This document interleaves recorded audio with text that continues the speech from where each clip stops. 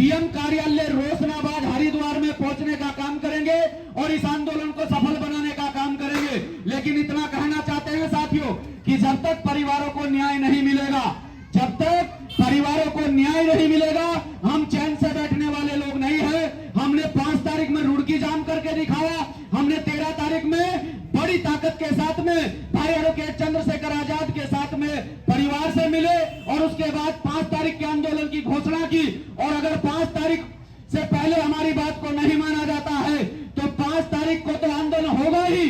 अगर हमें इससे भी बड़ा आंदोलन करने की आवश्यकता पड़ी, यहां से देहरादून कूच करने की आवश्यकता पड़ी, यहां के माननीय मुख्यमंत्री साहब के आवास को घेरने की आवश्यकता पड़ी, तो हम उसमें भी पीछे नहीं हटेंगे।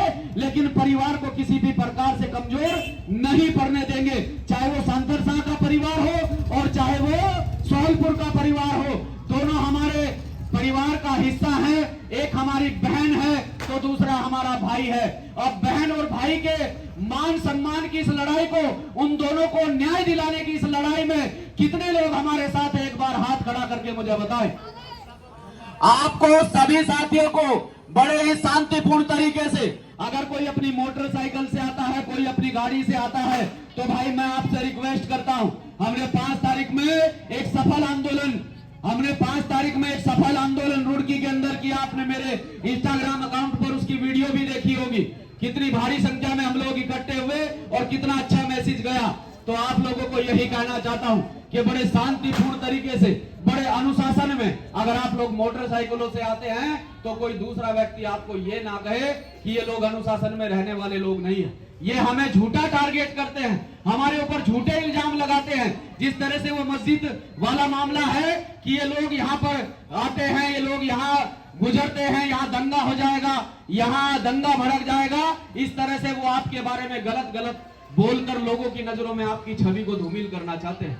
वो खासतौर से इसी एजेंडे पर काम कर रहे हैं कि देश में उनकी प्राथमिकता मुस्लिम समाज को, इन मुस्लिम समाज को पूरी तरह से दूसरों की नजरों में गिराना उनकी प्राथमिकता है कि वो आपको ऐसे ऐसे इल्जाम आपके ऊपर लगाएं कि ये लोग इस देश में अमन चैन नहीं चाहते हैं, ये लोग इस देश में हिंदू मुस्लिम के नाम पर दंगे भड़काते हैं, ये लोग पत्थर फेंकते हैं, ये लोग आगजनी करते हैं, ये लोग देश से प्रेम नहीं करते हैं। लेकिन मेरा उन्हें जवाब है कि जब देश की आजादी की लड़ाई लड़ी जा रही थी तो इस देश की आजादी की लड़ाई में अगर सबसे अधिक किसी का लहू बहा है तो वो भी मुस्लिम समाज का बहा है। और मेरे ऊपर तो एहसान है आप लोगों का कि बाबा साहब डॉक्टर अम्बेडकर साहब अगर इस देश का संविधान ना लिखते, हम लोगों को इतनी ताकत ना मिलती। आज संविधान के आधार पर, उस संविधान के अधिकारों के आधार पर आज मैं यहाँ खड़ा होकर बोल रहा हूँ, उसमें भी आप लोगों का बड़ा योगदान है कि जो बाबा साहब डॉक्टर अम्बेडकर साहब को आप लोगों ने ताकत दी,